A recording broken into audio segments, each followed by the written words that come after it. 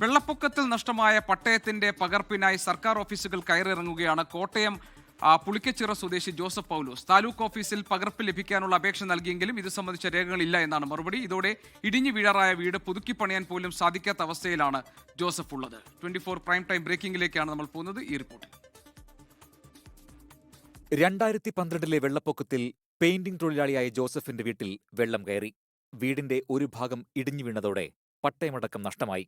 അന്നുമുതൽ ഇതിന്റെ പകർപ്പിനായി സർക്കാർ ഓഫീസുകൾ കയറിയിറങ്ങുകയാണ് ജോസഫ്. വില്ലേജിൽ കരമടച്ചതിന്റെ തെളിവുകളുണ്ടെങ്കിലും പട്ടയത്തിന്റെ രേഖകൾ താലൂക്ക് ഓഫീസിൽ ഇല്ലാത്തതാണ് തിരിച്ചടി. തഹസിൽദാർക്ക് പരാതി നൽകിയിട്ടും ഇതുവരെ നടപടിയില്ലെന്ന് ജോസഫ്. 2012 വെള്ളപ്പൊക്കത്തിന് എൻ്റെ പട്ടയം നഷ്ടപ്പെട്ടു പോയായിരുന്നു. വെള്ളപ്പൊക്കത്തിൽ അത് കഴിഞ്ഞ് ഞാൻ അപേക്ഷ കൊടുത്തായിരുന്നു താലൂക്ക് ഓഫീസിൽ. അപേക്ഷ കൊടുത്തപ്പോഴത്തേന് അപേക്ഷ അവിടെ കൊണ്ട് സ്വീകരിച്ച് അവർ നോക്കിയപ്പം അവരുടെ ബുക്കയിലില്ല.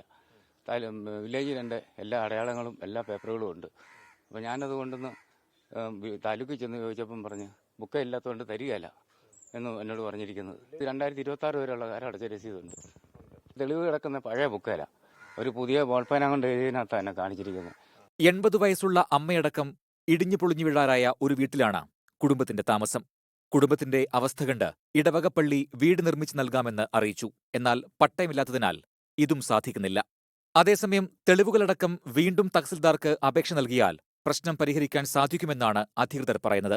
വീഴ്ച ആരുടെ ഭാഗത്താണേലും ഒരു ഉദ്യോഗസ്ഥൻ അല്പസമയം ചെലവഴിച്ചാൽ ഇവരുടെ പ്രശ്നത്തിന് പരിഹാരം കാണാൻ സാധിക്കും.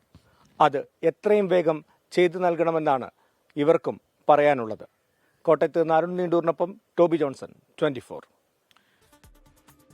ലോകത്തെവിടെയായാലും ഏത് സമയത്തും 24 വാർത്തകളും ഓഗ്മെന്റഡ് റിയാലിറ്റി പാക്കേജുകളും എക്സ്പ്ലെയിനറുകളും വിശദമായി കാണാൻ ഞങ്ങളുടെ യൂട്യൂബ് ചാനൽ നിങ്ങൾക്ക് സബ്സ്ക്രൈബ് ചെയ്യാം.